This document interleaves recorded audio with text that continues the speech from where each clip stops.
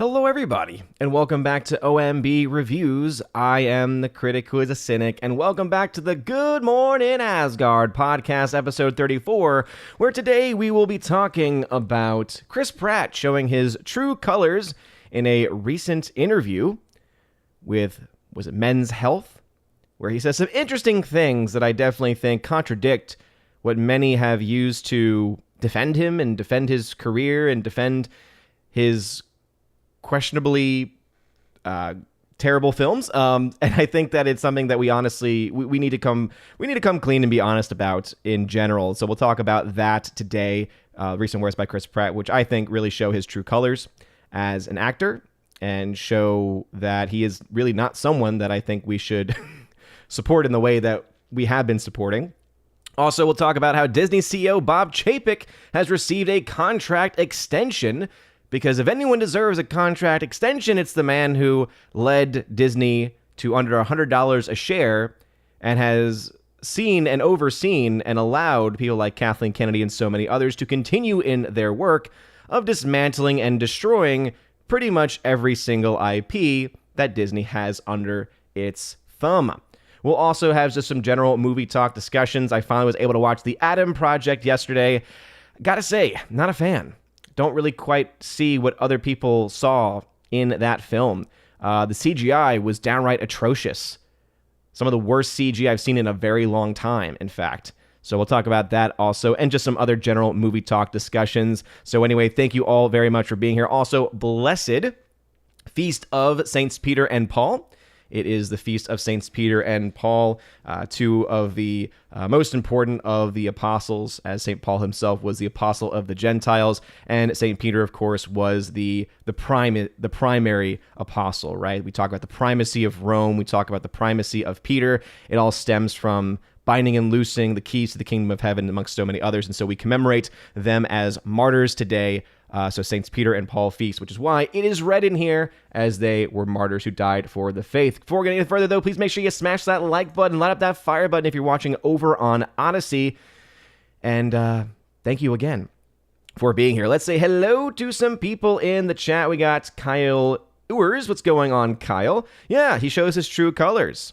Obviously, the headline, I don't think, really goes into too much as far as what I'm talking about and what I'm going to be critical of, as far as the deadline articles that we're going to use is concerned. Some other headlines, some other people who've been covering the story have focused more so on the comments that I've been mentioning, but again, I think that it's interesting to see what they have focused on at deadline because it's all a part of the narrative, right? All of these news sources, all of these news sites, all these so-called news sites, all try to spin their narratives in one way or another, and it obviously is typically about trying to use the headline, as it were, since I think recent studies have shown that over 60% or so of people don't read stories, don't actually read articles, but just read headlines. Very, very important, I think, for us to always dive into those stories to find out what's actually going on. Hound 3000, good morning to you, good sir. Thanks for being here. Alan Sparks, hail to you. Don't worry.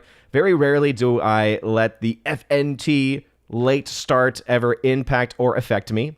I am known in the Asgardian community to start on time. I always start my streams. I try to start my streams within that 5-minute period before the actual start time, and then I always try and hit go live, or rather, I always hit my intro and start the introductions normally right at 8:59. So I technically start the stream a little bit early, so that way it gives some people a little time to enter in. It also gives me a little bit of time as well. Let's see, Giggles and Bits, what's going on? Hail to you, Fear of FEMA. How is it going? Rosie G12 says, hail Odin on the train. Glad I could catch you this morning. Hey, Rosie, thanks for joining in, and thank you for being a member on the channel. Decaf, hi, what's going on, Decaf? Father Luca, what's going on, Father Luca? Absolutely. Happy Solemnity of Saints Peter and Paul. Hope you're having a great morning, day, or evening, wherever you are in the world. General Wingster, who is now a member, thanks to Low Watermark, gifting some memberships yesterday, says, hey, Odin, I got my pizza handy, and wait, I feel like we did this already. Wait, you're having pizza again? Pizza for 2 meals in a row? That's a little much. Father Luca says, read, not read, but read. I think it should be read.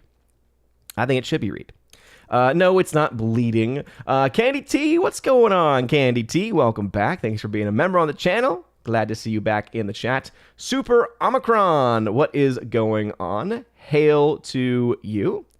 Thank you very much. Father Luca says, by the way, I stopped caring about Hollywood celebrities who identify as Christian. Usually, they are nominally Christian, but supporting every possible progressive agenda. Exactly. And I think that there was a false perception that was put forward about Chris Pratt that we all bought into. I mean, I'm someone that bought into it as well. And this is, again, on me for not looking into it any further than what was being reported on the outside, right? We all saw someone who was, we saw the Twitter mob going after him. We saw him being canceled. But then we didn't actually look in to see whether or not the things that he was supposedly, trying to be canceled for were even really authentically who he actually was. And I think what this interview has pointed out is that he was being canceled basically over false information and false data that wasn't even true about him. And what he has done is waited until, I guess, this moment, waited till this point to actually clear the air and to actually talk about what he was being canceled for, and basically to say, yeah, I don't even have anything to do with this in the first place. So to be honest, I honestly think it was, and again, this is me, I think, putting motivations, which obviously I don't know exactly what his reasoning for the decisions that he made might be, but to me, it just comes across as him trying to let the things in the public eye continue to go as they were so that he could make money off of it. That's just me, personally. Based off what we're seeing now. But that's just me. Edgardo Martinez, good morning to you. Nearsighted Cyclops, what is going on? Thanks for being here. Rosie G, I don't remember seeing anything specific about his kids being mentioned, because that's not really what I was looking into myself. So, yeah. Anyway. All right, let's go ahead then and dive into this first story, because some people are, again, this is the reason why we cannot just take the words of people in general. We need to actually do research. We need to actually look into the stories. We need to actually see what's going on. And so we'll talk about this one because some people are a little confused about, what do you mean true colors? Well, let's talk about it. So the headline, I think, is what they're trying to perpetuate as their own specific agenda, right? They are specifically trying to target a church because of the views held by said church. So that is why this headline points out saying, Chris Pratt says he never went to controversial church, reveals where he does worship. Again, pretty, standard headline there. He goes on, I never went to Hillsong, Chris Pratt says of the controversial church in a Men's Health cover story published today. I've never actually been to Hillsong. I don't know anyone from that church. Again, it's kind of odd to me that he's waited until this point, because this stuff came out a long time ago. And I don't remember him ever stepping up to clarify any of this. So again, he was being canceled because there are certain things associated with Hillsong as far as their general beliefs are concerned and some of their general statements. And he just allowed those things to perpetuate. So again, he was being canceled for something that he didn't actually believe in. And so it's one of those things where it's like people came to his defense for the things that he believed in, which were things that he never actually believed in. So once again, I don't think that means cancellation is a good thing or that it's justified by any means, but I think it's like both sides are wrong in this instance, because it's like, it's wrong to cancel someone for their own personal beliefs in this fashion, especially for their religious beliefs. But then at the same time as well, one shouldn't step up and go out of the way to defend somebody for being canceled for something that they don't actually hold, for things that they don't actually believe in. I don't know. It just doesn't come across quite as quite as authentic to me. It says, those are among the Jurassic World Dominion star's most definitive comments since he became a sort of symbol for Christianity in Hollywood. And again, I think this is the reason why a lot of people came to his defense, because the perception was, here is a Christian being attacked for Christian beliefs, and so therefore a lot of people stood up for him. But I think that some of the comments that he's making in this interview really don't showcase someone who is very firm in any sense of a Christian belief or understanding. It says, Pratt traces people associating him with the town's young evangelical movement to an acceptance speech at the 2018 MTV Movie and TV Awards, in which he said, God is real, God loves you, God wants the best for you, believe that, I do.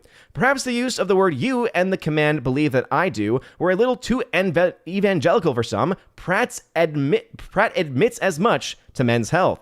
Quote, maybe it was hubris for me to stand up on the stage and say the things that I said. I'm not sure I touched anybody. It just comes across a bit of as almost an apology. I don't like that.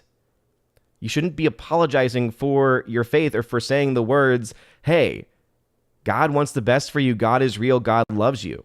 And now he's saying, yeah, maybe it was a bit of hubris for me. Maybe I shouldn't have. It's like, again, it all comes down to he was being canceled for something that he didn't actually hold.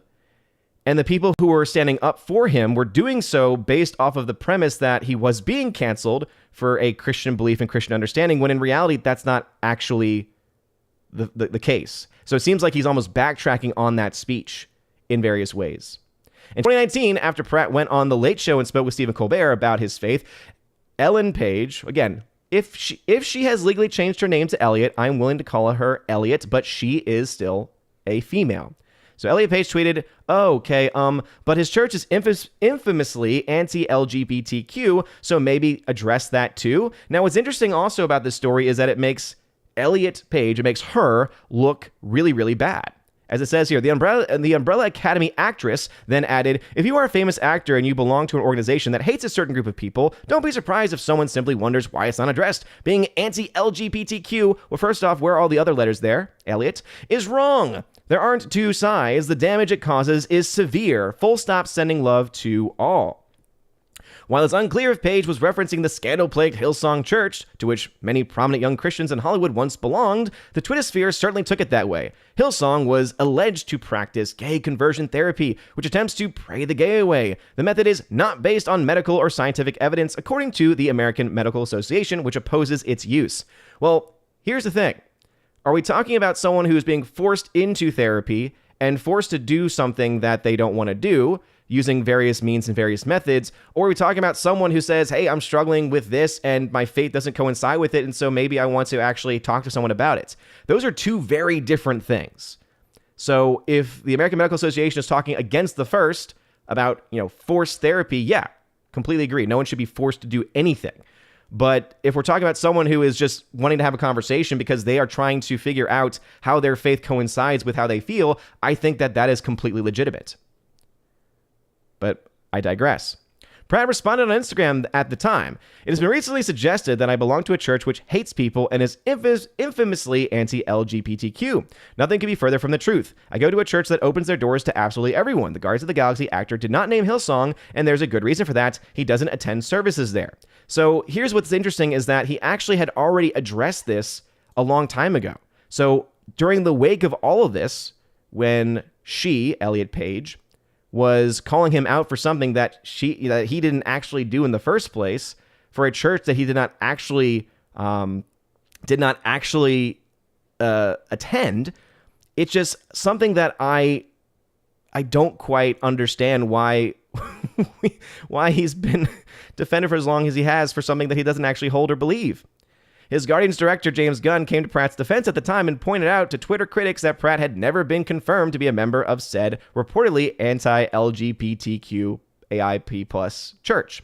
He isn't, responding to the church. I know the church he currently goes to. Do you? The answer is you don't, but you heard from someone who heard from someone who heard from someone where he goes to church, so decided, yeah, okay, I'll believe this terrible thing I heard online about this celebrity. So I have to give kudos to James Gunn here for standing up for him back at the time.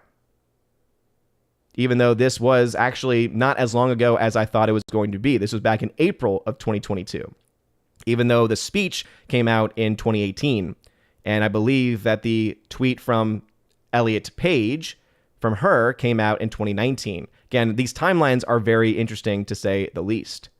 But once again, it just seems to me that we are, and many people are, standing up for Chris Pratt holding to something that he doesn't actually hold to. It says, Pratt, in fact, tells Men's Health that he attends Zoe Church in Los Angeles, which counts former Hillsong adherent Justin Bieber among its fans. Zoe Church founder Chad Veach did tell the New York Times that he modeled his faith community in part after Hillsong.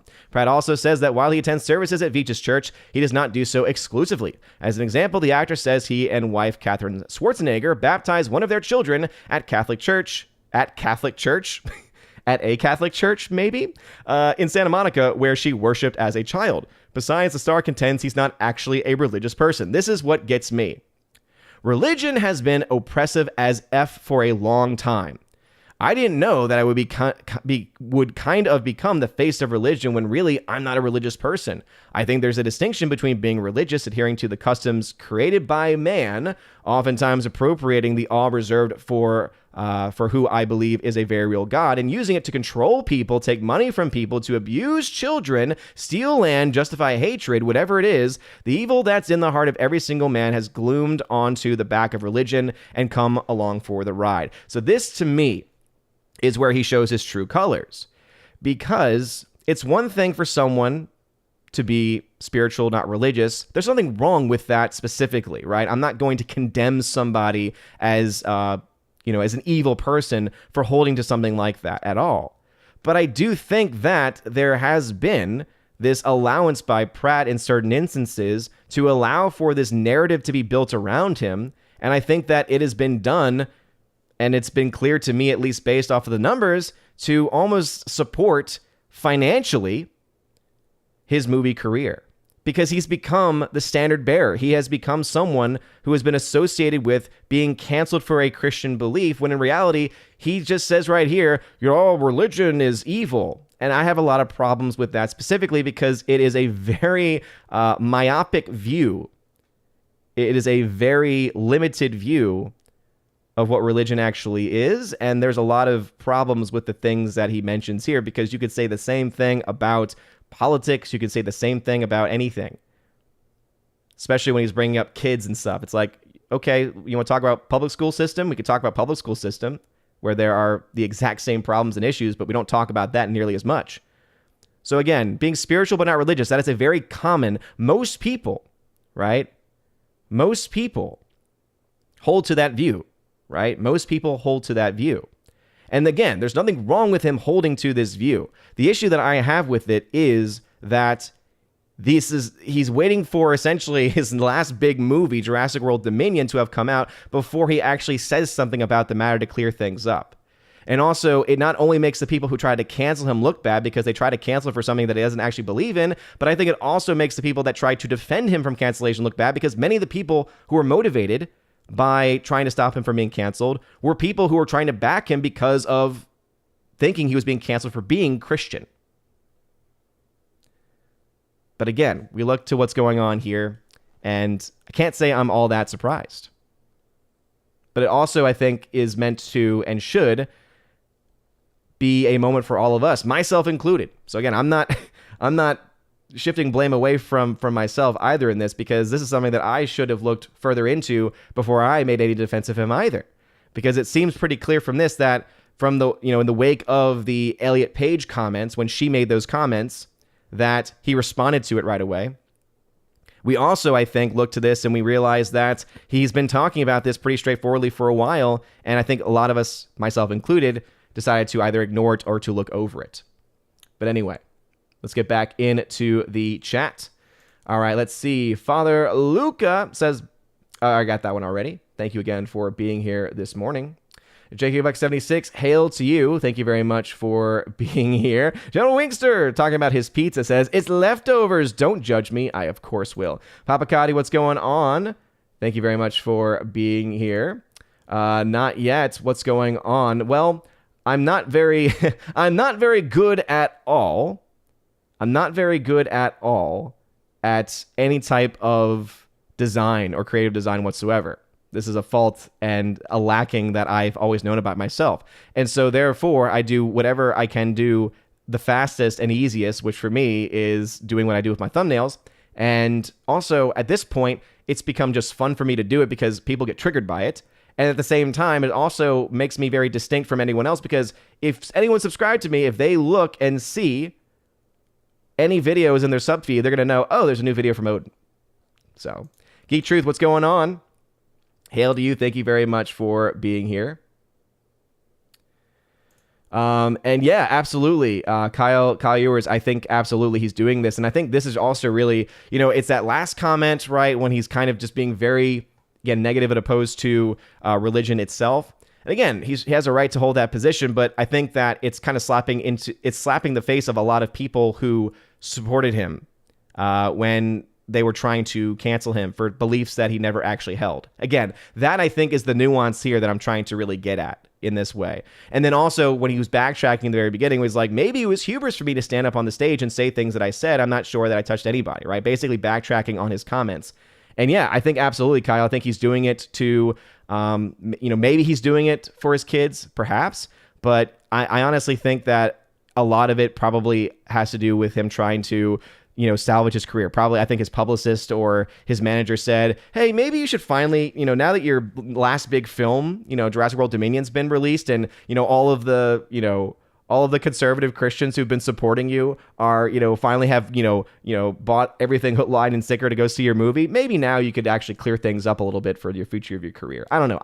Personally, I find it disingenuous. That's just me. Laura, what's going on? The Modern Major General. Hail to you. Good morning, Asgardians. Hail, hail, hail. Rosie G, who's a member, says, supposedly he thanked his current wife in an interview for giving him healthy child because his son with his former wife has health issues. Oh, okay. Now, see, again, I have not seen that specifically, but what I would say is if he said that as an offhand comment, meaning that he wasn't really thinking about the implications, meaning, because what do we typically say when we have kids, right? Oh, I have a healthy, I'm just happy to have a healthy baby boy, or I'm just happy to have a healthy baby. Like, those are things that I think are very common expressions. So if he was saying it in that context, then I don't really think that's much of an issue. But if he was saying it as a kind of a dig at his other kid, yeah, I think that definitely should be worth calling out for in a lot of ways. Lance Malo, what's going on? Welcome back to the chat. Simon Hunter, what's going on? I try to be. I'm definitely not a perfect person, and I never claimed to be. And yeah, absolutely. I think that the speech was absolutely solid. I really do think. But when you're backtracking on it, it takes any goodwill that you've gotten from that speech and takes it away. Simple as that. Jorge, what's going on? Yep, still a chick. Still a chick. GGER, what's going on? Hail to you. Yeah, I don't understand why people always get triggered by anything. It's like, why the Viking stuff? Well, nickname Odin. It's not very complicated. Oh, man. And the yellow is just because I'm lazy. Rosie G says, isn't Pratt's current wife a Catholic? Well, raised one anyway. Yep, exactly.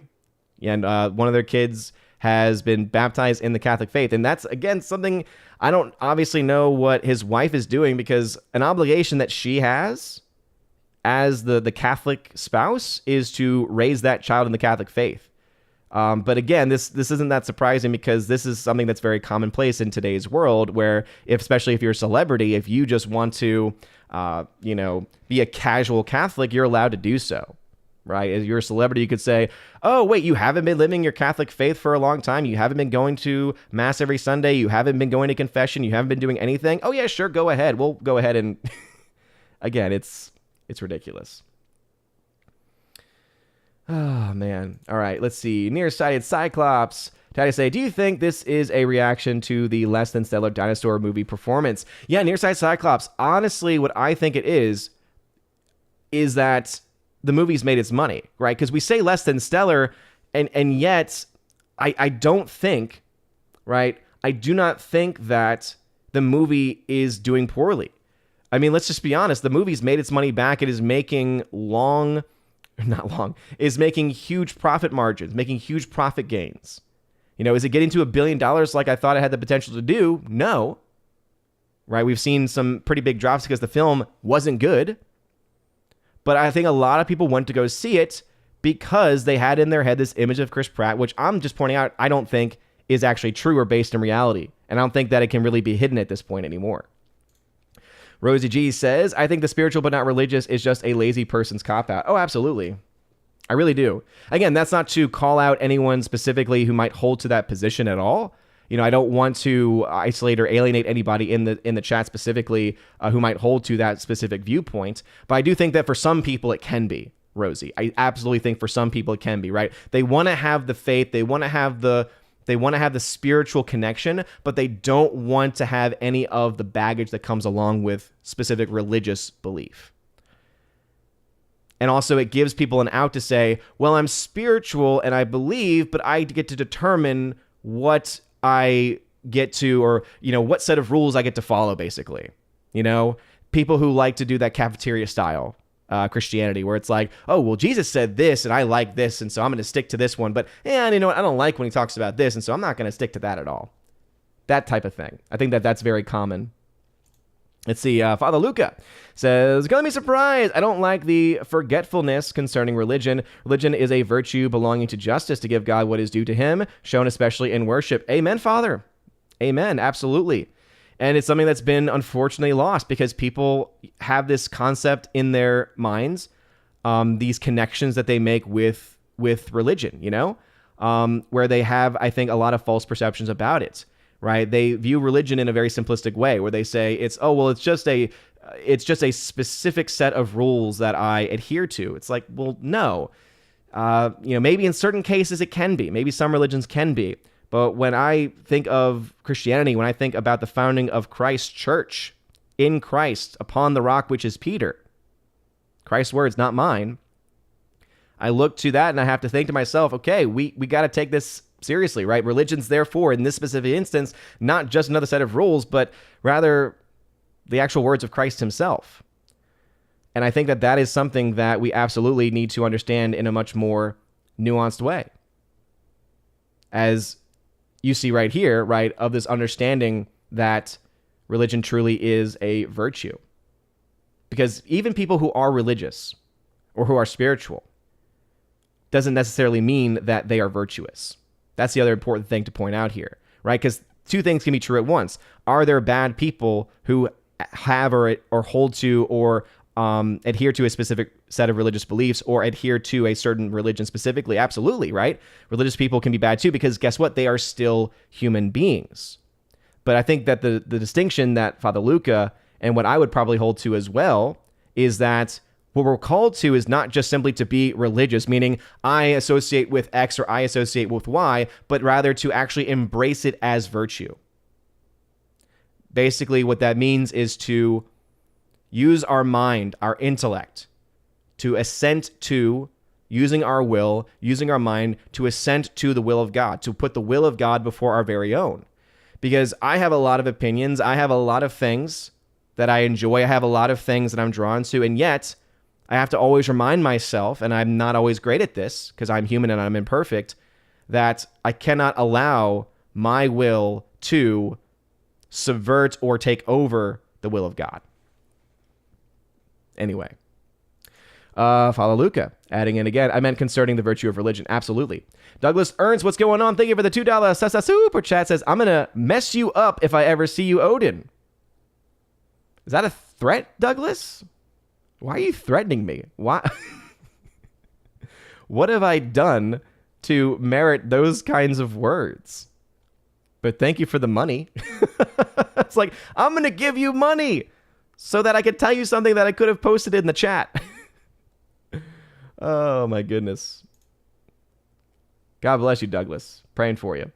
Go Mikhail says here, good morning, Odin crew. Good morning. Hail to you.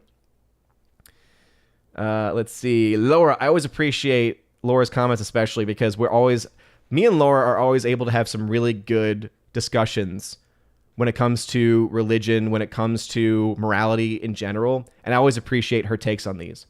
Let's see. Laura says, Pratt believes like I do. I hate groups and organizations, and I'm more independent. People will do horrible things to protect an organization, group, religion they care about. Oh, absolutely, Laura. I absolutely think that is true. But I also think that it's unfortunately a side effect of the current culture that we're a part of, where it's almost become it's almost like a fad culture, basically, right? People say, oh, well, I'm this, right? Or I'm a part of this. And, on the one hand, it's become very casual. And so I think in response to that casualness, which I think people like Chris Pratt show, you then have that opposite reaction where people, say, okay, I kind of have to make up for this casualness, or I have to fight against this casualness, and so I'm going to become a little bit more hardlined. So I definitely do think you have those, and that's why I think that, and this is something I think that Father Luca and others, have been trying to kind of get at, is I think that you have to have a much more nuanced approach of saying, it's not religion itself, it's more so the way in which some people and certain people approach religion and how that can impact their interactions with others, if that makes any sense. Johnny Skinwalker, what's going on? Welcome to the chat. Gomer Kyle says, so he's a fake patriot too? I didn't see anything specific in his quotes that talked specifically about that. But again, the fact that he's backtracking here, it doesn't really lead me to have any trust in him. And let's just be honest, right? We shouldn't have any faith or trust in any celebrities because, you know, it's hard to hold them, or rather it's basically trying to build a house on sand. That's the best comparison, right? Using one of the parables from scripture is, you know, having trust in a celebrity is like trying to have a house built on sand. Okay, yeah, it might stand for a little bit, but eventually it's going to get washed away because it's not a very firm foundation. That's why we should always put our faith and trust in God first. Kip Ellis, what's going on? Welcome. All right, Steven, time to say, do you think Campea or those Shill's article journalists going to eventually admit the real reason why Lightyear bombed? Interested if you ask Robert Meyer Burnett on the side what they really think. Well, I don't really know Robert Meyer Burnett all that well, to be perfectly honest. You know, and it's not because there's any beef or anything like that. It's just never really had opportunities to talk about a whole lot together. It would be interesting to hear his perspective on that, but something tells me that, you know, Robert Meyer Burnett, I think, is so much better than a person like Campea, where Campea would probably talk trash about people and has talked trash, even about, I'm pretty sure he spoke out even against Robert Meyer at one point when things were kind of going haywire. But I think that it is something that's pretty important for us to recognize that when it comes to Robert Meyer Burnett or others like him, they're the kinds of persons where they won't throw friends or even former friends under the bus as easily as some of these other people will, if that makes sense. By the way, I saw Force of Light Entertainment in here. Hail to you. I was wearing your shirt the other day. Father Lucas says, I think Rodney Stark has great books in which he shows that religion is generally of a force for good. Oh, yeah, absolutely. And really, this concept and this mindset of religion being evil and being the source of evil in the world, or being the source of so many of the problems of the world, it all stems from New Atheism, which has all but gone away in that official capacity, right? Most people don't really take the New Atheist or New Atheism in general very seriously anymore because it has just shown itself to just not be based in reality and not have very good argumentation at all. But at the same time, there are still these remnants that exist. And I think that this understanding of religion as being evil is still very much a part of what New Atheism brought to the philosophical discussion. There is Force of Light Entertainment. Hail, Force of Light! Says, yeah, I don't think he meant to disrespect his son. Yeah, I don't think so either. So that's why I wasn't going after him for that specifically. Let's see. Rosie says, oh, and I think he said it with good intentions and it had twisted like the internet attacks mob will do. Oh, absolutely, right? And they will go after someone for almost anything, right? And that's why in this specific case, talking about his comments here, I'm merely trying to point out the problem on both sides, right? Because it's a problem to try and cancel in this specific case, right? People trying to cancel him for perceived Christian beliefs, but then it's also, I think, something worth calling out for people to defend somebody for beliefs that they don't actually hold, if that makes sense. Again, I think there's a nuanced approach there. Yeah, absolutely, Laura says, there are all kinds of conversion therapies out there. Not all of them are the same. Exactly, right? If someone wants to and chooses to go to talk to somebody about what it is they're going through or what it is that they feel or what attractions they have, I think that a person should have the right to go ahead and do that. And I think that there should be, you know, therapists there to walk them through it. You know, faith-based therapists, if that's something that they want to go to, right? We believe in freedom of speech, freedom of expression. Now, do I think that there should be any type of, you know, usually, and this always happens, like we see this happen in the debate about abortion and many other issues, right? People always go to those extremes. And it's like people, when they hear conversion therapy, they think, oh, a child being forced by their will and being shock therapied and giving medication and all this other kinds. It's like, that's not really what most therapy is even like, right? What many times is called conversion therapy with that mindset actually isn't. It's actually someone just actually coming to have a conversation with somebody else, which again, all of us struggle with different things and all of us have different ideas in our head about what is good or bad for us. And I think that someone should have the right to be able to go and talk about things if they feel like it's a struggle for them. General Wingster says, get the longboats ready. Steven tagged and said, what are the odds you think Disney Pixar will continue to do the same kiss scenes on G-rated movies again now that Lightyear did poorly. I personally think they'll do it again 3 and 5 years. Yeah, I mean, it's hard really to say at this point because I mentioned this yesterday. Disney is not strapped for cash. Disney is not strapped for cash at all. And I say this because if you look to their subscriber base on Disney Plus, the last I heard was that they had around 200 million subscribers on Disney Plus worldwide. If even the average cost of that was $5, that means they're making almost $1 billion every month. So when you hear a $100 million loss for Lightyear, it's a lot to us. It's a lot for a studio. But if they have that massive revenue stream, it means that on paper, they're still solvent, and on paper, they can defend themselves to their fellow executives and maybe to their board. So that's why I mentioned this yesterday. The only ones that we really need to look to have any or to possibly hold them accountable for any sense, the only group I think that could ever hold Disney and would ever hold Disney accountable would be the shareholders. I think that is something that really honestly needs to be looked at. I think shareholders need to start speaking up. See, Force of Light says, fortunately, most people don't understand what the word religious means. It became a bad word to most. It's ignorant. Yeah, absolutely, right? Because people think that, again, I think it really goes back to this philosophy that was really pushed for, and obviously it existed before the New Atheist, but I do think it kind of found a rebirth or a strengthening amongst New Atheism as well. And I honestly think that this concept of religion itself being a bad thing and this separation of religious and spiritual was kind of a part of it. Nearside Cyclops tag say, spiritual but not religious can come from a bad church experience.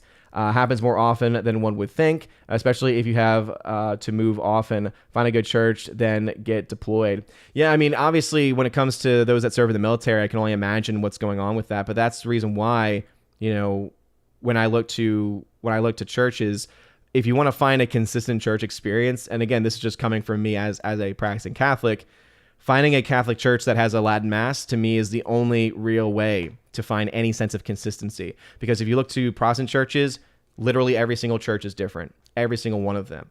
But unfortunately, I have to say the same thing about a lot of Catholic churches too. If you go to a lot of different Catholic churches, you might have a lot of similarities, right, in the worship, in the Mass, but you're also going to find a lot of these differences. This was not the case, really, that wide prior to the Second Vatican Council, because the Mass was in the same language everywhere. The Mass was the exact same everywhere. You were not allowed to add in novelties, add in, the banjos and the 1960s rock and all this, hippie crap.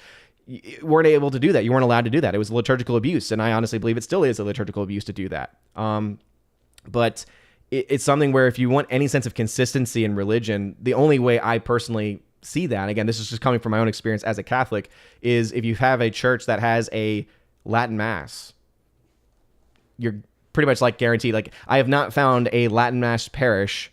I have not found a Latin Mass parish at this point that has not been consistent.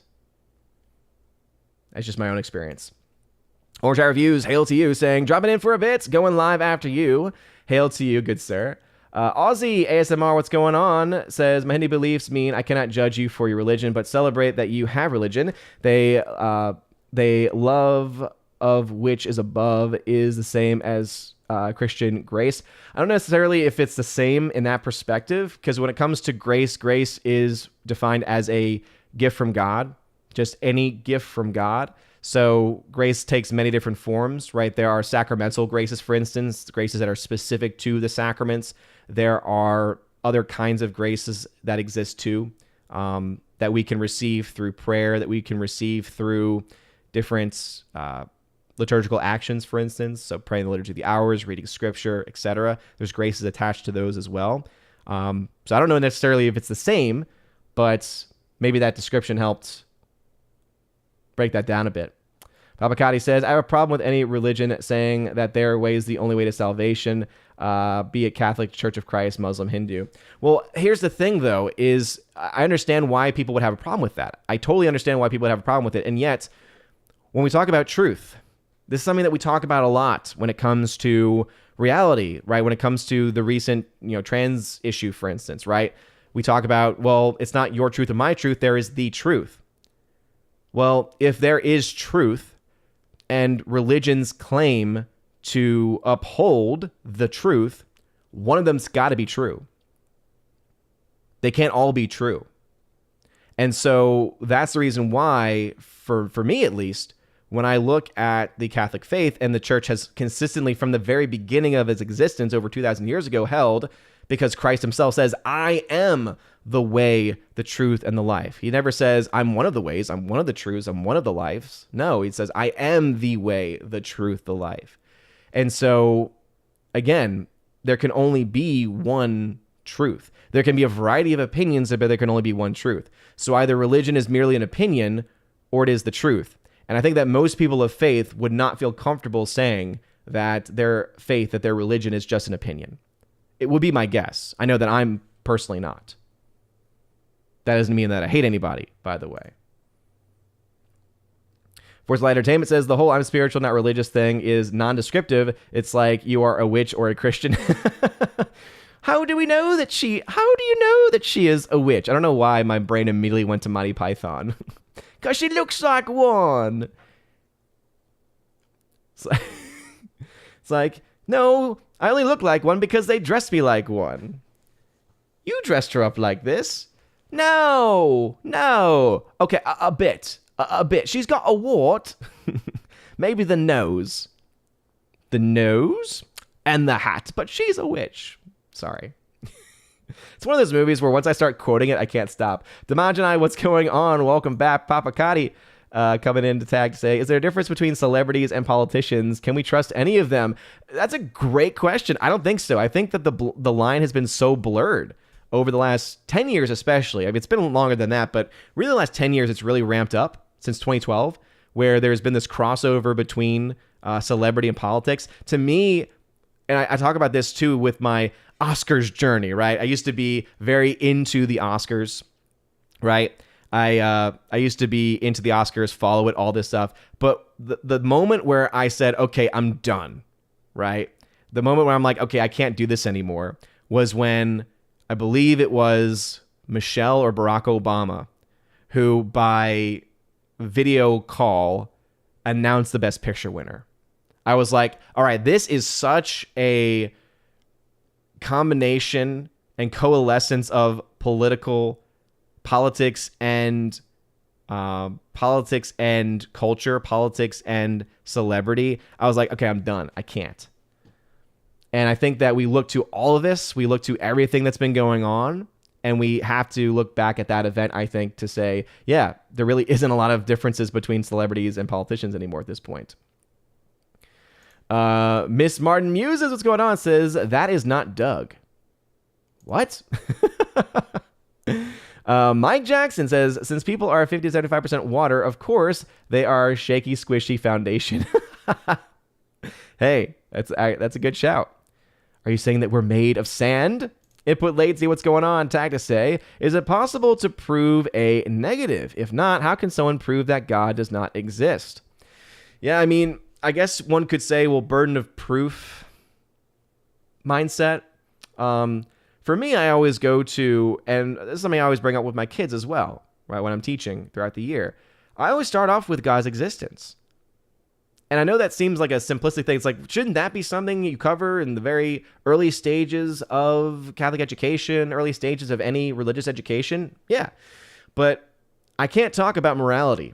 I can't talk about laws of God, a lawgiver, unless we first establish that there is a lawgiver. And so I always look to the proofs for God's existence given to us by St. Thomas Aquinas, because there really aren't a lot of good arguments against them. The only arguments that really exist against them are more semantical than anything else. So, for instance, one of the arguments is the argument for motion. Okay, well, how does something go into motion? It has to be put into motion by something else. Okay, if we think of the universe being in motion, then we have to understand that something has to have put it into motion. And if we get to a point where we say, okay, yeah, but what put the first thing in motion? Well, again, logic dictates that there has to then be something that is beyond moving, meaning that it's an unmoved mover, because motion cannot be put into, using actually more philosophical language here, it's a difference between potentiality and actuality, between potential and act. So I have the potential right now to move over to the next room. I have that in my potential. But the actuality, the act itself, wouldn't be carried out until I actually picked myself up and walked over, right? The universe is the same way, right? Where it's potentiality and act, or cause and effect as well, right? There's also an argument from causation, from first cause. And you look to that and you say to yourself, okay, well, there has to have been a beginning point. It's like dominoes, right? Not only do you have to have that first push of the first domino, and that thing itself can't really be a domino itself, but also something has to line the dominoes up in a certain fashion for things to work out a certain way.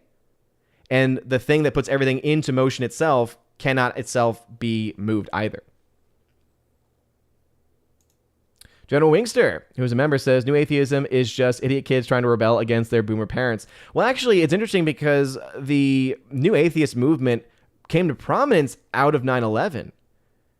And it really came from an anti-Muslim perspective in a lot of ways. Kind of amazing how they got so successful and they got so big for something that most people would not support.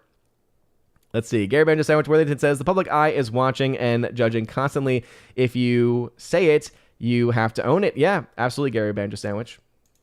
Let's see. Laura adds in to say, I actually had a wonderful experience with my Southern Baptist church and how they approached me coming out as lesbian. Very loving and concerned, but that isn't why I distrust groups. No, exactly. Yeah. You know, and it's because I think there are groups that are definitely worthy of distrust. I definitely think there are groups that are worthy of distrust. More so because they're disingenuous, right? To me, that comes across more as a genuine experience when they're just being real and authentic with you. Whereas there's other groups that will say anything to placate what you say. And I think that is where really distrust should come in, if that makes sense. All right. Again, if you have a comment or question, just tag @Odin at the very beginning of your comment. We'll be getting to the next story in a second about Bob Chapek. And also, there are Supreme Court decisions coming out today. And even though it's not an OMB report stream, I will be at least talking about what gets released in a casual sense, unless it's the big one about the EPA, because that's one I really care about. Peabody says, are you on school holidays? It's a different time for you. I'm glad to see you. Yeah, Mr. Peabody, where you been, bro? Where you been? I've been doing this since the beginning of June. Summer vacation, bro. Come on, bro. Come on, bro. Let's see. Laura, thank you for being here. I really do appreciate it. Says, good conversation this morning. Have a great day, everyone. You have a great day as well, Laura. Thank you for always stopping by. I always appreciate your perspective on these things. Rosie G says, the left continues to try and kill God, not understanding in its evilness that it can't. God plays the long game. Look at Dobbs. He will always triumph. Amen. Yeah.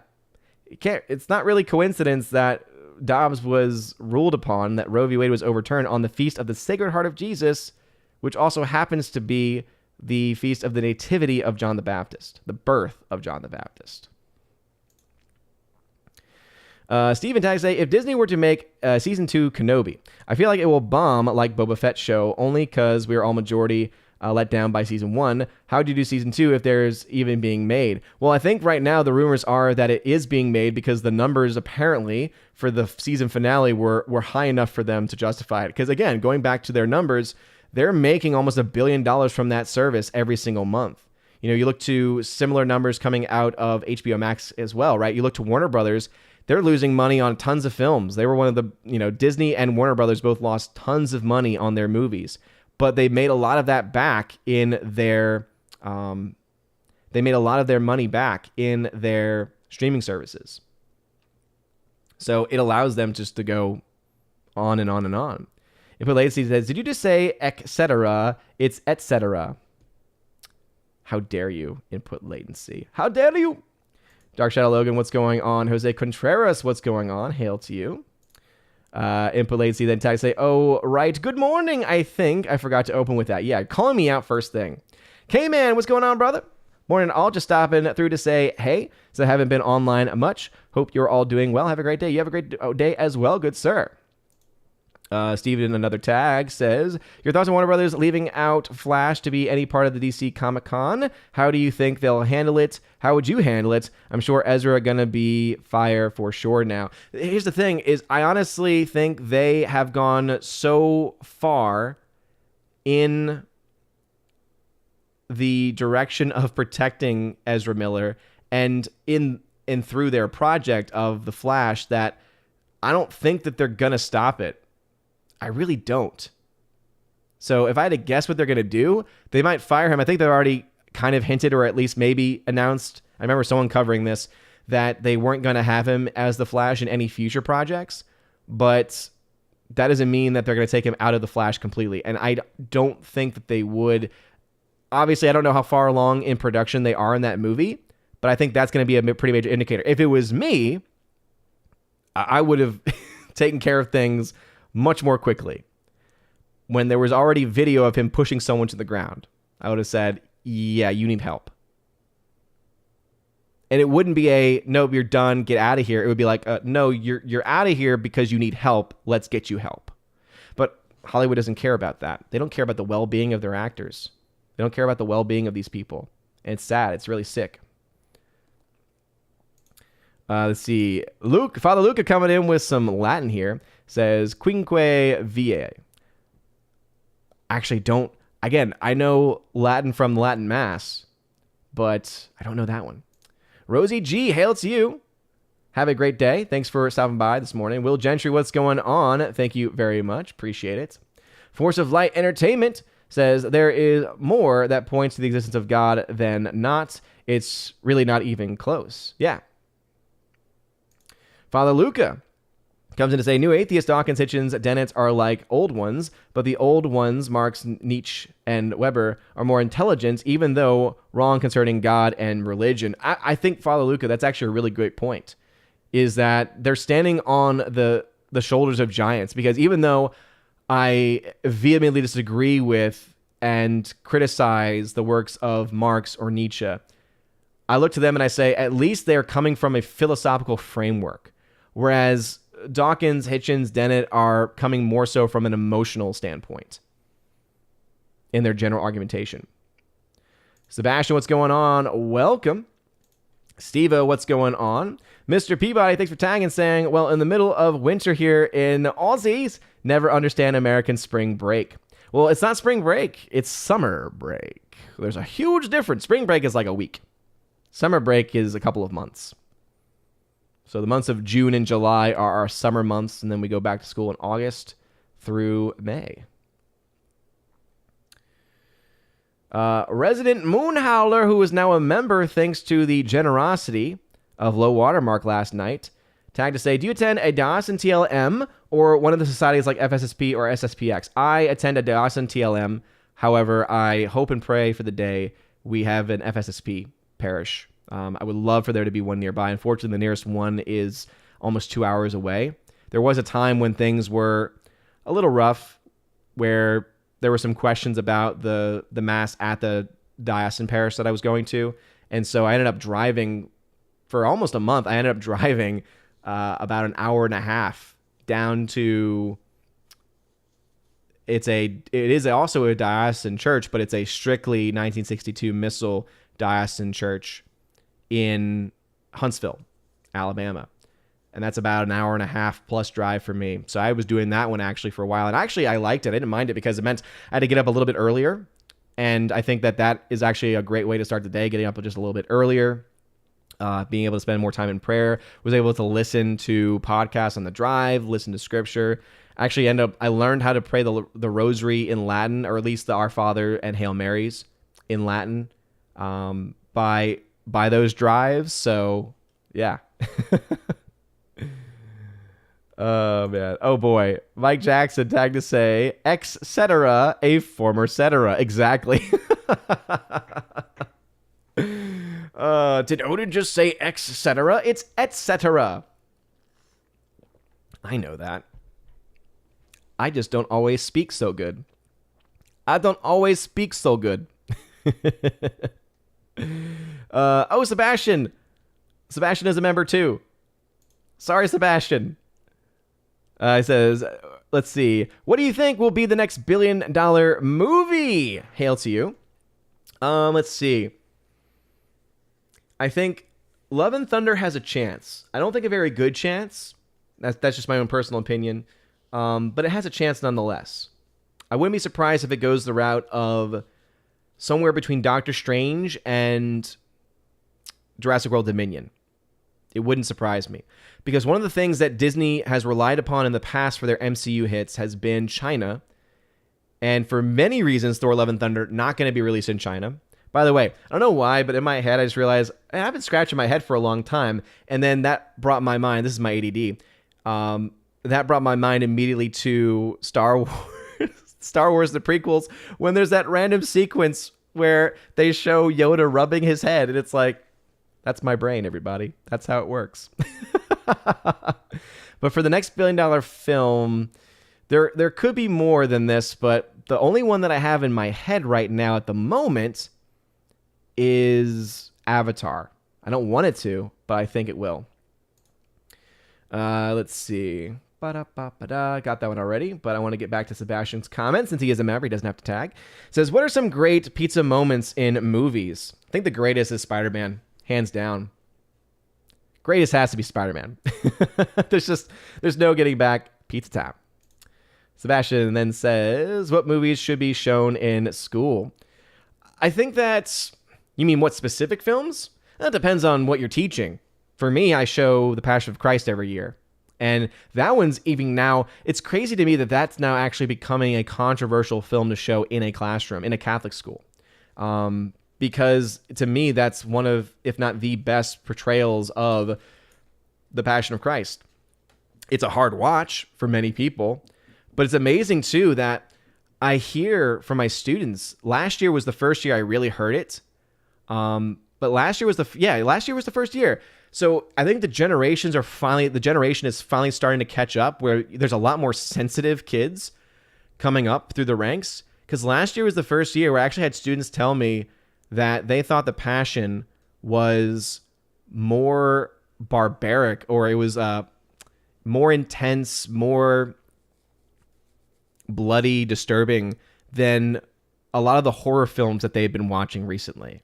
And that just blew my mind, because I can understand it, because it does portray the violence in a much more realistic way, which is something that they're not used to. They're used to more like over-the-top violence. But it was also kind of odd, because I'm like, this is really the first time that any series of students have actually said, yeah, this is actually pretty intense. But yeah, I think that there's different movies for different things. Alrighty, let us see. So back to Sebastian. Says, it's so funny how the chill movie media, John Campea, for example, can't talk about the obvious reason why Lightyear flopped so hard. Yeah. Well, again, I think there's a couple of reasons. I think that there's several reasons why it flopped, but they are leaving out two key ones. So not having Tim Allen is a pretty big deal. Replacing him with Chris Evans, an even bigger one, because that shows, to me, a very clear political intention.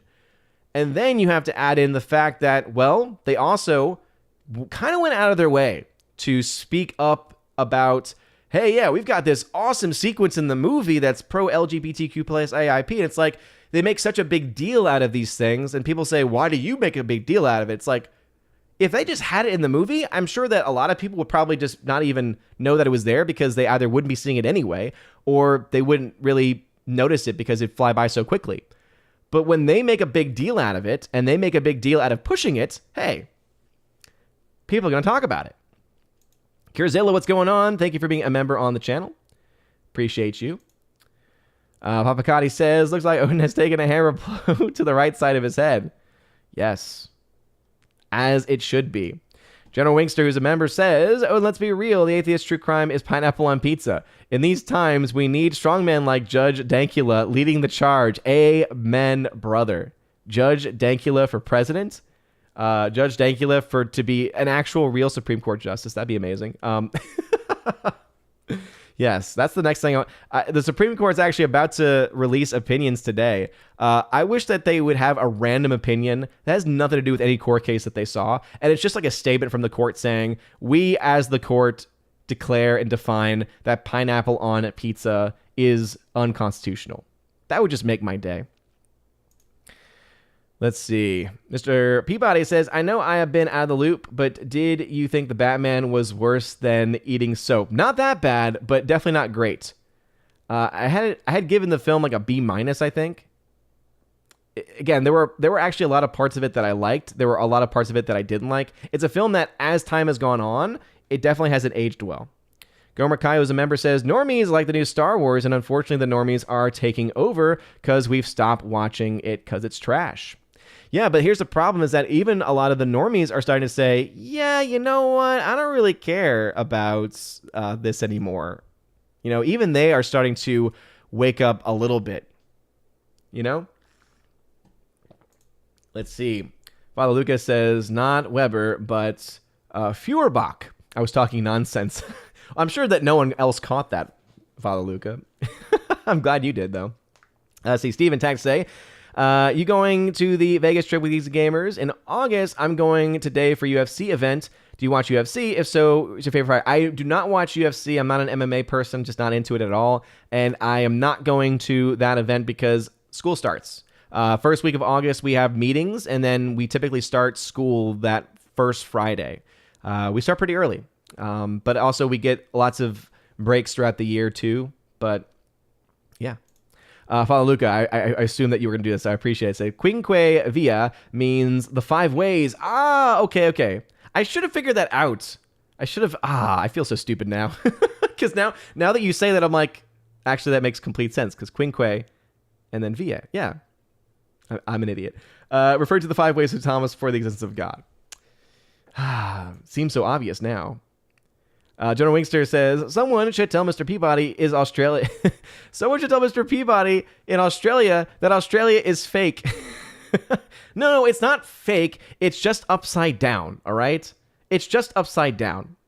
Gavin Kennedy tagged to say, what would you recommend for someone who is new to faith and feels like it's something that gets looked down on in my country with the massive amount of church burnings over the last year? Well, I guess it depends on what you're looking for. Are you looking for something to give hope during dark times? Are you looking for something to better explain the faith as a defense of the faith? It really depends on that. So, let me know in the chat.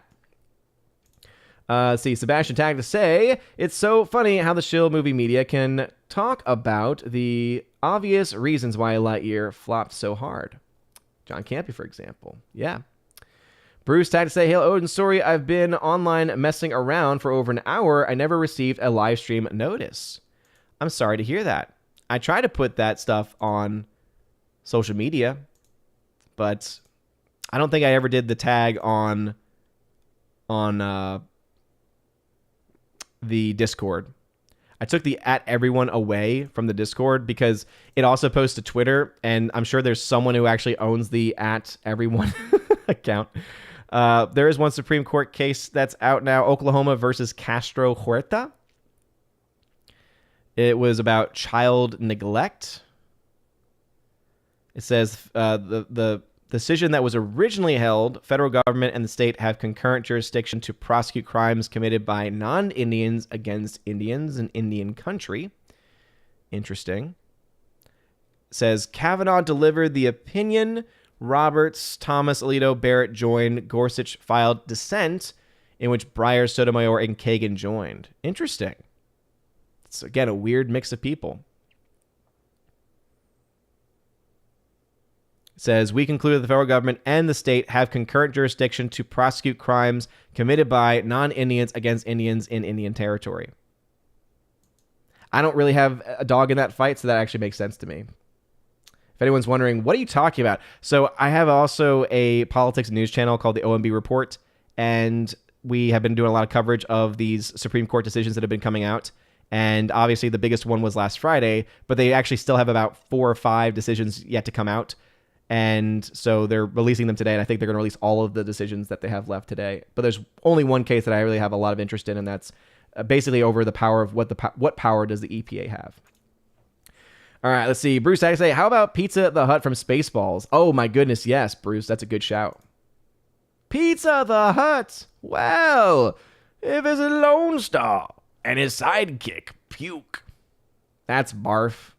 Barf, puke, whatever. Where's my money? Jonah Winkster, the 90s TMNT movie had a really good pizza scene. Yes, live action Teenage Mutant Ninja Turtles for the win. Dark Winter, hail to you, Dark Winter. Thank you for the super chat saying, there you are. Why are you looking for me? Why are you looking for me? The R says, how do you deal with the rosary with ADD? Even doing just 1 decade is an issue for me. It's a difficult one. I think one thing that's helped is learning the rosary in another language. I don't know. It's because it requires my brain to be active enough with the recitation of the Hail Marys in Latin that it allows my brain to focus on the mysteries of the rosary. Whereas with the English, it becomes a lot easier for my brain to wander because it's more secondhand, if that makes sense. So learn the rosary in Latin would be recommendation. That is actually just it's a good practice to have. Bashiwashi says, and looking forward to chat with you about your faith, brother. Hey, Bashiwashi, thanks for being here. Hannibal Grimm, Fossey, Mr. Peabody tagged to say, when I was going through school, we were shown of Mice and Men, Shane, etc. Yes, that was a Catholic school, so movies are controversial for different reasons. Yeah, I think that those would be solid films to show, though. And again, it just depends on what's going out or what class is being covered, right? Film history class, you're going to watch a plethora of movies, right? A wide collection variation. For your history class, I think that even more intense films like Schindler's List are, potentially justified to be shown as well. Little Chad, time to say, they really could have made things worse. Given the plot twist in Lightyear, they could have used Tim Allen in a bad way. Still used Allen in a bad way. Oh, no. That's right. I don't think Tim Allen would have fixed any of the problems, but why people aren't going to see it, I think that is a part of the reason. Sebastian, who's a member, says, I just want to say screw Campia. He said recently on his show that cats should be extinct. I actually find that kind of funny because I'm a dog person myself, but I also don't hate cats at all. Do not hate cats at all. JKD Buck, yep. Absolutely. Yep, Mike G, that's the one I am looking for. G-Man calling me out saying, Odin is a pizza authoritarian. Yes. Mason, Blakeney, what's going on? Hail to you. Thanks for being here. I talked about that earlier in the stream. Let's see. Jesse says, love what you're doing. Been lurking for a while, mostly on my husband's account. Finally got my own account. 2 movies we watched and loved. The Outfit and Old Henry Not Woke. Yeah, heard great things about both. Laura, who is the modern major general of the channel, who is one of the mods on the channel, she sent me The Outfit. So I have that one. Just need to watch it. And then Old Henry, I believe she also sent me that one, if I'm not mistaken. All right. Let's see. Peabody tagged to say, it's okay, Odin. I wear my propeller hat. It keeps me on the surface of the earth. Exactly. See, they don't have gravity down in Australia. They're upside down, and they need propeller hats like that. Oh, man. Let's see. JKD76 here with a quote says, the court holds federal government and the state have concurrent jurisdiction. Yeah, I was able to get that. Gavin Kennedy. Tag to say, Odin, to help you through tough times and to learn more about the teachings. To help you through rough time, learn more about the teachings. To learn more about the teachings, I've mentioned this previously. The Roman Catechism, the Catechism of the Council of Trent, is probably one of the best books directly from the church that talks about what the church teaches and why the church teaches. And if you want inspiration for tough times, I would actually recommend 2 books by Bishop Athanasius Schneider. One is Christus Vincit, where he talks about his own history. This guy, he's a bishop. He grew up during communism, during, really difficult times. And one of the most powerful stories he tells is his family lived in an area where they were about 60 miles from the nearest Catholic church. And they would leave early in the morning when it was still dark and wouldn't get home until it was evening just to be able to go to mass. I think I think his story is one where there is a lot of hope. There is a lot of help, I think, in that book for anyone who's going through a difficult time, especially when you live in a country where you might have a lot of antagonists towards your own faith and your own religious beliefs. So yeah, I would say Catechism of the Council of Trent, which is sometimes known as the Roman Catechism, for teachings. And then I would say Bishop Athanasius Schneider is great for both, but his book Christus Vincit is when he goes more so into his own life, his own history. And then his recent one, I just started reading and I'm already loving it, called The Springtime That Never Came. It's much more about Vatican II than anything else. Michael Segrif, what's going on? Thank you for being here. Osman Diaz, by the way, thank you for being here as well. And again, if you have a comment or question you want me to read, please put @ in the very beginning of your comment, unless you are a member. Hannibal Grimm says, Pizza the Hut had pineapple. No, Hannibal Grimm. Don't you say that. I'll have to go back and look at that now. Roger Ryder. Hail Odin, did you get the script I sent you? Have a good one. Was it sent via email or via mail? I have not been to the post office in about a week, but JKDY76. We don't allow pineapple on pizza in our home. That is a great home. I want to live there. Father Luca. Yep, Rosary in Latin is great. It's so great. It was so funny because, in schools, this is very common to have. There's always like a foreign language week that a lot of schools have. And so for our foreign language week, I decided to pray the Our Father in Latin on the last day. And it was so funny because some of the students looked at me like, what in the world? Because whenever you meet anyone who could speak more than one language or can say something in a different language, it's kind of always kind of like, oh man, that's interesting. But they just didn't expect it from me. But Latin is just such a beautiful language. I mean, the Hail Mary alone. Ave Maria, gratia plena, Dominus tecum, benedicta tu mulieribus, et benedictus fructus ventris tui, Iesus. Sancta Maria, Mater Dei, ora pro nobis peccatoribus, nunc et in hora ora mortis nostrae. Amen. I always trip up on that last bit. But it's just a beautiful prayer. Gloria Patri et Filii et Spiritui Sancti, sic et era principio et nunc et semper et saecula saeculorum. Amen. I'm sure my pronunciation's terrible. General Wingster says, wise men say forgiveness is divine, but never pay full price for late pizza. Yes. I get that reference. Sebastian, what's the worst movie moment so far this year? Well, it's early, and I actually don't watch a lot of bad movies. If movies look really bad, I tend to avoid them. Let's see. All right, another court decision out. Torres versus Texas Department of Public Safety.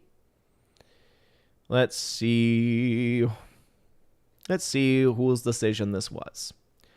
All right, Breyer gave the decision in which Roberts, Sotomayor, Kagan, Kavanaugh joined. Kagan filed concurrent.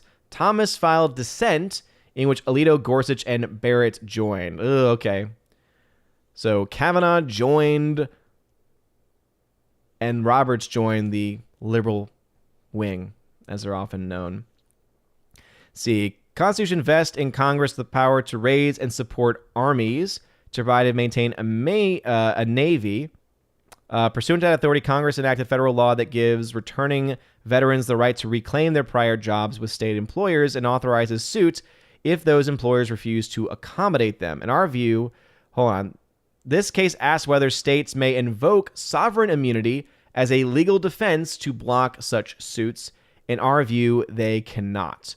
Upon entering the Union, the states implicitly agreed that their sovereignty would yield to federal policy to build and keep a national military. I understand that logic, but I disagree with it on various grounds. Let's see. Father Luca says, Hail Odin, the pizza authoritarian. Absolutely. Sebastian says, what's the weirdest thing you've seen on pizza? Pineapple. Chickadee Buck says, the only thing I use pineapple for is to puree and use it as a beef tenderizer for tough cuts of meat. It's miraculous for that use. Interesting. Yeah, it's nothing against pineapple specifically. It's just that pineapple on pizza. Gomer Kyle. What gets me is the idiots who hate the church and don't think Jesus was a real person. They can hate church, but Jesus was 100% real, breathing person. Yeah, that's what always amazes me, that there are still some people that deny the historical reality of Christ. And it's, do I need to, I mean, we believe that various people existed because we have works from them or about them. We have so much more data when it comes to Christ than a lot of those people, and yet historians believe in certain people who have less data about. But the other reasons why, beyond just the eyewitness accounts of the Gospels, would be the fact that there are Jewish contemporaries that talk about him, and that there are pagan contemporaries that talk about him. So we know for a fact that he was a historical person. And that's the reason why the only thing you're really left with is that either Jesus was a liar, that Jesus was an insane person, or that Jesus actually was the Son of God. I forgot who, was that Peter Kreeft who put that out there? Hannibal Grimm, how dare you? Dragon Bricks, what's going on? Gavin Kennedy tagged and said here, have you watched the Godfather movie? Just read the book and I liked it a lot. It also talks a bit about faith. Never read the books. I have seen all 3 movies. I saw the 3rd one, unfortunately. But I do really like parts 1 and 2. Parts 1 and 2 are fantastic. Let's see. Peabody tagged to say, next time you have a foreign language week, speak Australian. Oi! I don't know why that's the first thing I go to. Luca, my 3 best pizzas, Margaretti, Diavola, and Quattro Formaggi.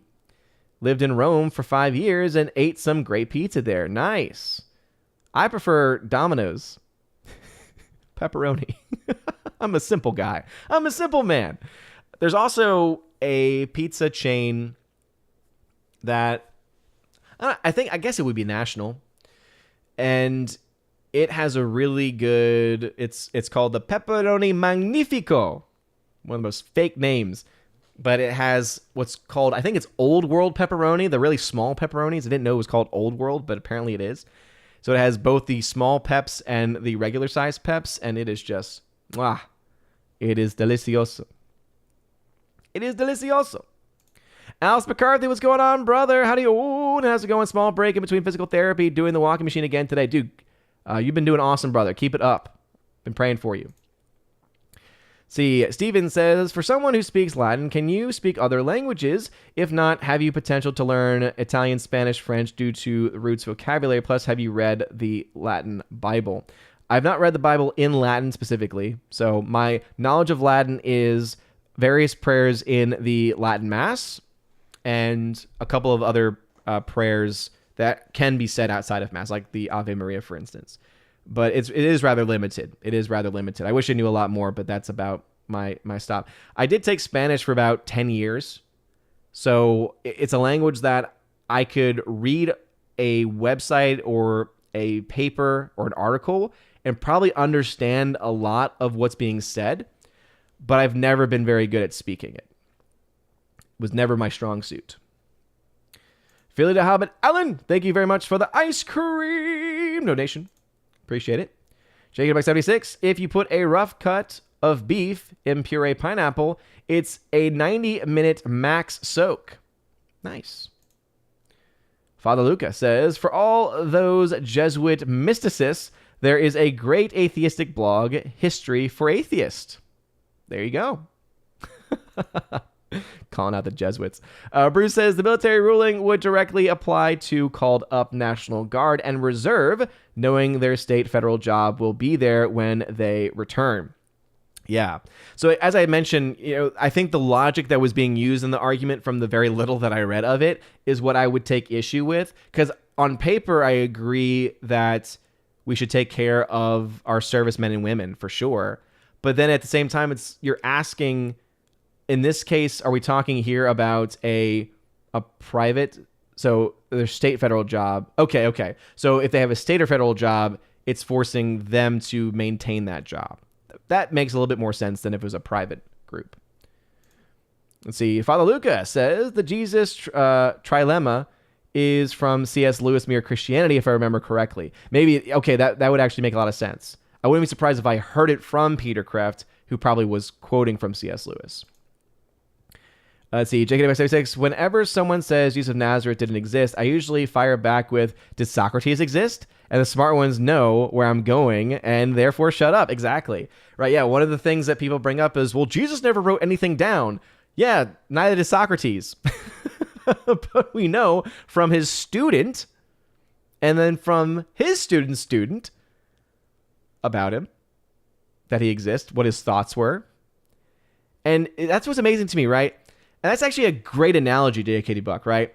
Because people will put a lot of faith saying, well, you know what? We can trust that the words of Plato are the likely the same words and ideas of Socrates. But we can't do the same thing with the Gospels in Christ for some reason.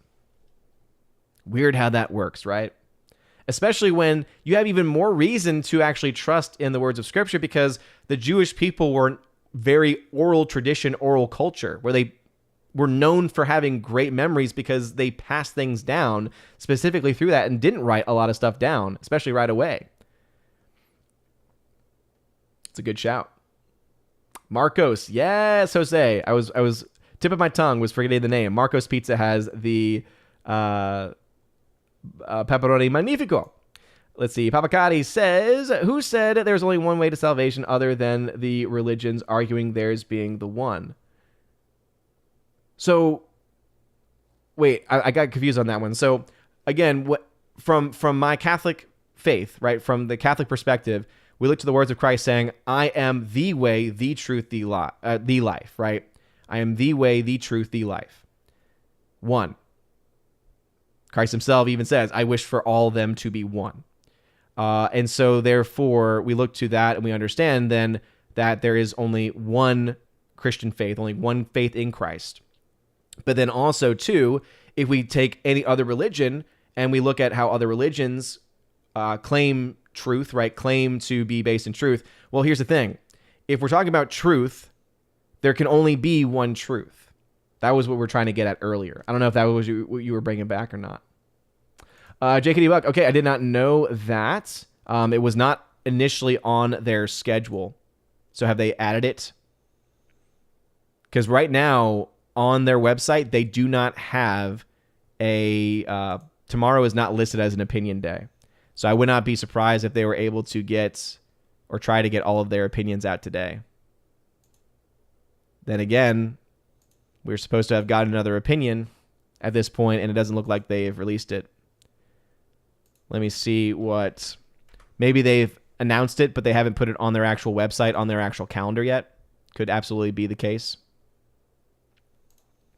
Let's see what SCOTUS blog says about this. So they don't have... Yeah, because today they just have 4 cases remaining. I don't know why they wouldn't release all of them today. Let's see if they've released it in the meantime. No, still just the 2. That's weird. Why wait? All right, we got G-Man. Thank you for the $10 super chat. Says, Odin is the Pope of pizza and rules with a cheesy fist. One day we'll discover his family has been adding tiny pieces of pineapple to his pizza without his knowledge for years. Oh, G-Man, how dare you? How dare you? Awful. But I appreciate it. It's fun, though. The Pope of Pizza, ruling with a cheesy fist. Clifton 3D, thank you so very much for becoming a member on the channel. I appreciate it. Papacati, tagged to say, so being Catholic is the only way to salvation. So the teaching of the church, so just to be clear, teaching of the Catholic Church is that the Catholic Church is the only means to salvation. Now, Vatican II did fudge the language a little bit and try to argue that one can be a part of the church without being a part of the church. Basically, it comes to this. This is how I always try to describe it to students, and hopefully this makes more sense. When we talk about grace, there is an ordinary means of grace, and then there's also an extraordinary means of grace.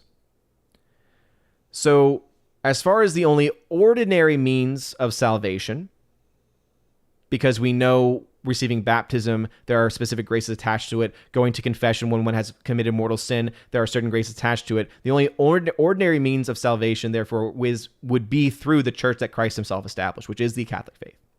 However, the church also would not say that God cannot, through extraordinary means, bring about the salvation of someone who, for instance, the best example typically brought up is, let's say there's someone who lives on a deserted island who never hears about the faith, who never hears about the church, who never hears anything. Are they simply condemned? And the church would say, God could, through extraordinary means, work grace through that person. But it's basically one of those things of, do I know that my sins have been forgiven, or do I not know? So it's like, do I know that I'm on the path within the body of Christ? Or do I say, maybe I am, but who knows? Is really the best way to explain it. And obviously, this would require a long conversation to get through everything.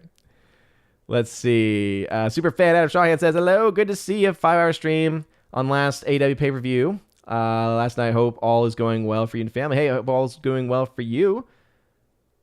Good, sir. Thanks for being back. Been a while. Goes a bit says, yeah, I'm hearing EPA ruling and other one will be tomorrow. Darn the Supreme Court. Overthrow. Pack the court. Insurrection. Pineapple on pizza is anathema. General Wingster says, well, Socrates, I like to call him Socrates, did write a tale about a man who knocked up his mom and Jesus never did. Checkmates. What? General Wingster, imagine if they killed the EPA on the 4th of July weekend. I'd buy fireworks and steaks. That's a good point. You did get here late. It's at the very beginning of the stream. We talk about that. Hannibal Grimm, now you need a Pope hat made out of Domino's boxes. I don't know if that would be sacrilegious or not. Hannibal Grimm, they finally bring Walter Peck to justice. Oh man, yeah, Papakati.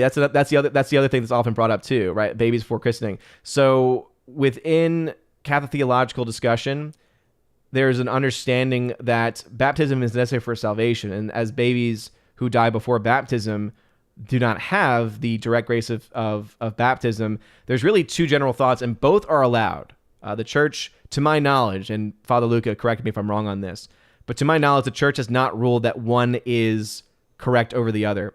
But the two common theological premises, based off of scripture, based off of tradition, that makes sense within that framework, are either one, that God can, through extraordinary means, grant children who die before baptism the sanctifying grace that normally would be needed within baptisms exclusively. And so therefore that babies receive that sanctifying grace by extraordinary means. And then the second one is that there is a understanding of basically what's known as limbo, where babies who die without that, so they don't go to hell. That's not been something that's been maintained by the church in any serious way. And so it's either that they're in this limbo, similar in a certain respect to what we would see in purgatory, for instance, but distinct. But then also, too, that God does have the power, as God is all-powerful, to provide sanctifying grace. Hopefully that makes sense. Gus, what is going on? Thanks for being here. But it's not, though, because here's the thing. At the end of the day, we look to the words of Christ himself saying, you are Peter, and upon this rock, which Peter means rock, I will build my church. We have to look to those words, and we have to understand what those words actually mean. Why would he give his apostles the ability to bind and loose? What does binding and loosing mean? Literally, it means to make decisions on behalf of the entire community through the guidance of the Spirit. And then why would those apostles grant that authority to their successors? We see that very clearly laid out in the Acts of the Apostles. Now, does that mean that humans are perfect? Does that mean that every single person that is granted holy orders or is granted any grace whatsoever from any sacrament is a perfect person that's not going to make mistakes? Absolutely not.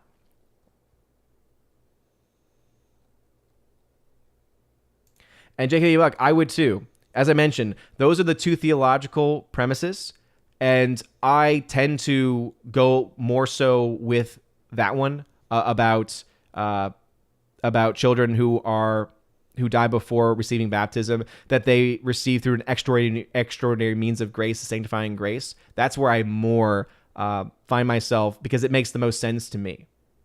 But again, to my knowledge, the church allows for both of those perspectives that I laid out, because again, the church is ruling to say neither of those contradict the faith. However, there's nothing in divine revelation that specifies that one is more correct than the other, if that makes sense. All right, Father Luca is going to come in here saying, limbo is here understood as a state of perfect natural happiness. What they are lacking there is the vision, the beatific vision. Yeah, all right. So, and again, I'm pretty sure that is one allowed theological understanding. Hannibal Grimm then says, it's not unless someone actually makes that hat. True, I guess. Pavakati says, why is that whatever religion you were born into is the right one depending on where you were born? Well, again, that's the reason why when people say that, for instance, right, they bring about that sense of pluralism almost, of right, of multiple, even they will have to still come down to it to say, well, one of them has to be true. And so we then have to do the research. We then have to look into it ourselves. We then have to say, okay, what is the evidence that is available, and what does that evidence point to? And that's something that we can only do by ourselves. You know, I can try and guide you. I can try and point things out to you, but there is a moment where you do need to have faith. But here by faith, we don't mean just belief. That's the common misconception. Faith is not just, oh, I believe this. It's, no. I'm using my free will to assent with my mind and with my will to God's will. And so that is what we are all called to. But anyway, we are at the end of the stream today. We got a little theological, a little philosophical here. Last couple of days, actually. But we were able to talk about the Chris Pratt thing, and most people have already kind of figured out and covered the Bob Chapek thing, and Bob Chapek's contract has been extended. And as I mentioned earlier in the stream, I don't think that anything is going to change at Disney up until they come out to, or rather specifically the shareholders actually finally start to come out, step up and say, all right, enough is enough, and hold them accountable, because the executives are not going to do it. They're going to look at their bottom line and say, hey, we're still making our money back. That's all they care about. And so I think that is something that really needs to happen at some point. So if you know anybody who's a shareholder, I'm pretty sure that Clownfish TV are still shareholders. So calling you out, Clownfish and others, hold their feet to the fire, because they're not going to change. And I don't think that your stock price is going to increase all that much until there ends up being a change at the top, as it were. Let's see. General Winkster come in and say, good conversation. So anyways, Bob Chapek. Exactly, General Winkster. It's like, great conversation, everybody, about faith and morals and philosophy and everything. But let's talk about Bob Chapek. Oh, I love it. That's why I love these conversations, and that's why I love these streams. It's always hard for me to come up with titles for the streams, because I always love letting y'all guide the discussion, you know? And especially for these morning streams, since they tend to be smaller, but they've been growing. I mean, we hit like 99 today, which I was looking at that. I was like, oh my goodness, this is insane for a morning stream. I'm sure that some people came in and were like, talking about faith, I'm getting out of here, which is fine. You know, I didn't have it in the title, and that's totally on me. But that's why I always struggle to have. That's why I like throwing in the open forum every now and then, because then it really honestly is, you can't complain because the title's name is open forum. And we'll have a dedicated open forum stream probably next week, because I think that the conversations yesterday and today really show that there are a lot of people that have a lot of stuff they want to talk about outside of the pop culture-y stuff. But anyway, I will have a stream tomorrow morning on the OMB Report channel. It's my news and politics channel. So we'll talk then, since SCO's blog, apparently, according to y'all, thank y'all for keeping me up to date, they have only 4 decisions left, and they decided, we'll just do 2 today, and then we'll do the last 2 on the last day that we could possibly release any decisions whatsoever. And so, of course, the EPA case, which is the one that I care most about, up until, obviously, the Dobbs one was the most important one, but since Dobbs, that's now the most important one. So it'll be interesting to see what happens with that one. But we'll be covering that tomorrow, and we'll talk about some other stuff as well. I'm sure there'll be a lot of stuff in the news. One big thing that I'm going to talk about tomorrow, Nancy Pelosi in the Vatican receiving the Eucharist. Slap in the face. New document from Pope Francis as well, a new apostolic letter to the faithful. Big slap in the face. So that's something that we'll definitely be talking about tomorrow. Let's see. The R says more theology.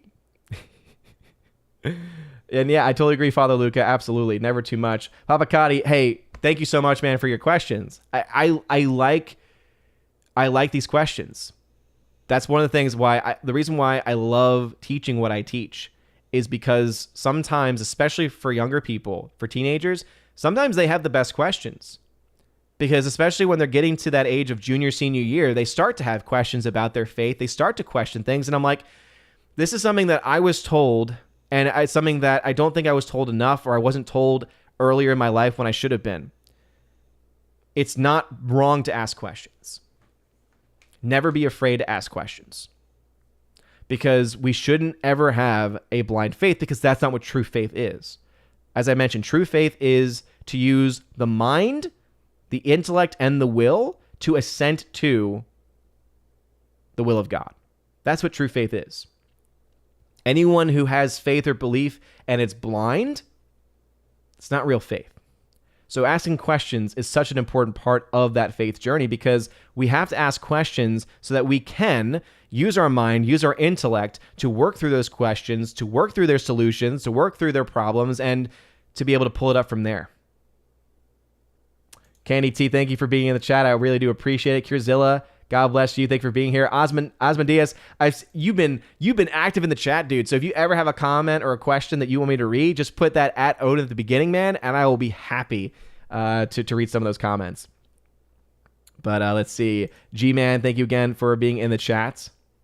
We need an emergency video when the EPA comes out. Don't worry. Again, I will be live tomorrow on the OMB Report. I already had a stream scheduled for tomorrow. I did not think I would need to cover the Supreme Court tomorrow in a live stream format, but don't worry, it will happen tomorrow.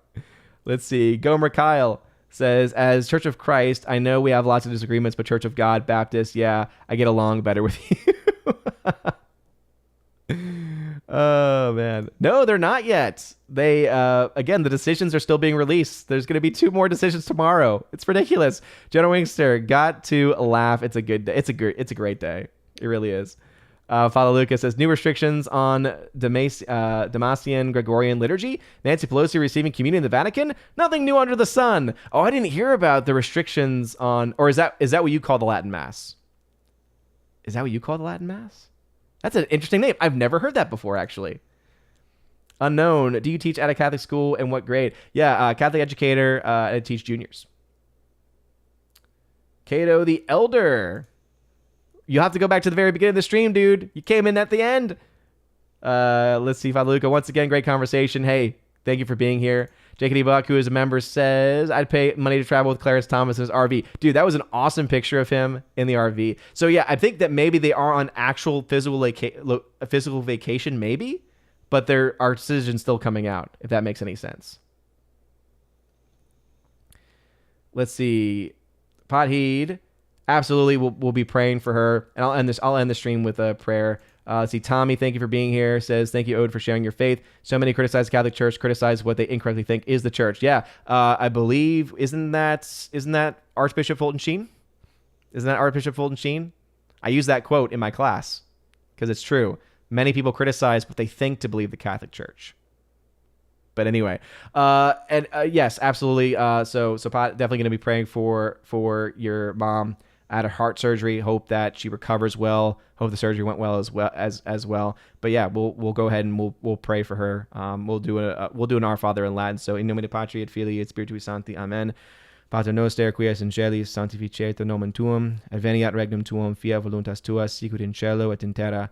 Panem nostrum quotidianum da nobis hodie, et debiti nobis debita nostra, sicut et nos dimitimus debitoribus nostris, et ne nos inducas in tentationem, sed libera nos a malo. Amen. In nomine Patris et Filii et Spiritui Sancti. Amen. So again, God bless you. God bless your mom. Hope that she recovers recovers quickly, and for anyone else who needs prayers as well. Anyway, you guys are all great. Have a wonderful rest of your day, everybody. See you tomorrow on the OMB Report live stream on the OMB Report channel. And God bless you all. Have a wonderful rest of your day. And as always, God bless.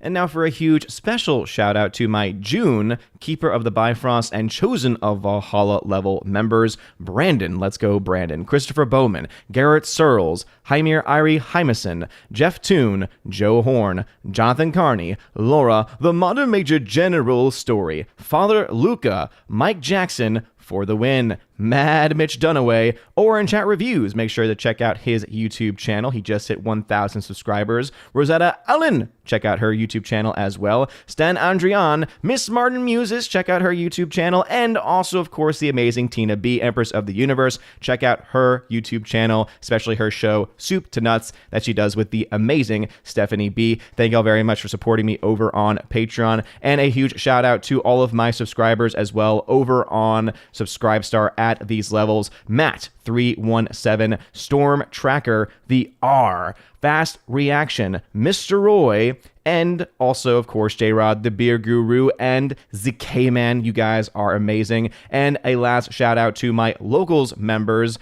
We have Miss Minnesota Hockey Fan. How about a hockey player? We have Mike Jackson for the win once again, Robert Barnes, and Brett D90. So I want to say thank you again for being my members at the Keeper of the Bifrost level and the Chosen of Valhalla levels. If you want your name specially shouted out at the end of every single video and live stream, please check out my links at the Patreon and Subscribestar. You can find those in the top link in the video description, the Willow link, as I like to call it, where you can also get access to things like giveaways, things like the podcast I do with John the Flick Pick Flickinger, and other cool stuff like that. Anyway, thank you all very much for supporting me for the month of June. You're all amazing and beautiful people. Hope you all have a wonderful rest of your day. And as always, God bless.